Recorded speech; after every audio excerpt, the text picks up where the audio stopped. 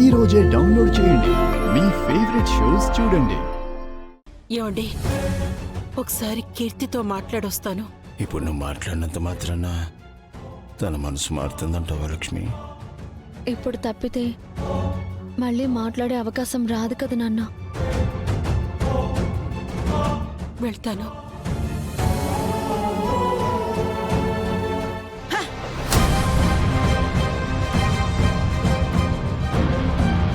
అమ్మా కీర్తి, ఈ పెళ్లి ముహూర్తానికి టైం దగ్గర పడుతోంది.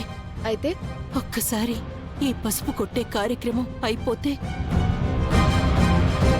ఇంకా మన చేతుల్లో ఏముండదు. మేం హరీష్ గురించి ఎంత బాధపడుతున్నామో నీ భవిష్యత్తు గురించి కూడా అంతే ఆలోచిస్తున్నాం.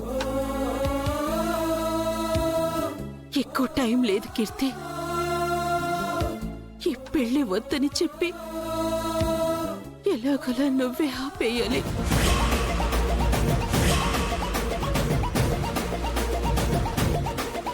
లక్ష్మి, లక్ష్మి,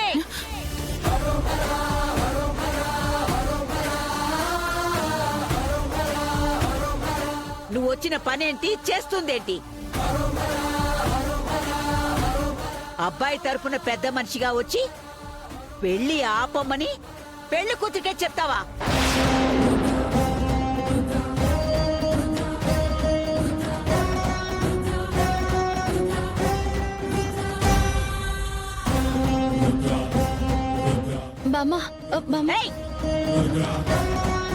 పెళ్ళయ్యేదాకా నువ్వు ఇక్కడ ఉండాలంటే అధిక ప్రసంగం చేయకుండా నోరు మూసుకుని ఒక మూలన పడుండు. అంతేగాని పిచ్చి పిచ్చి ప్రయత్నాలు చేస్తే మాత్రం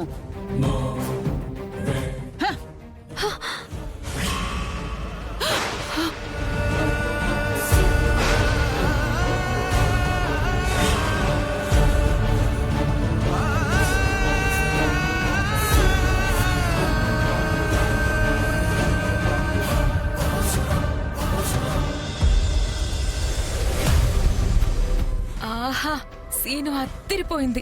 ఆ తాళి అలాగే లాగేసుకోబమ్మా. సను వదిలిపోతుంది. లాగేసేయ్, త్వరగా లాగేసేయ్.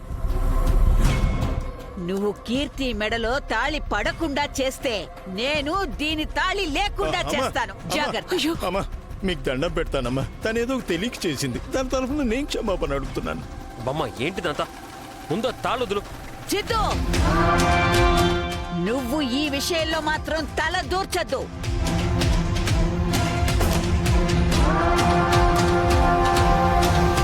కీర్తి పెళ్లి జరగనిస్తావా లేక నీ బిడ్డ తాళి తెంచమంటావా? ఆలోచించుకోండి.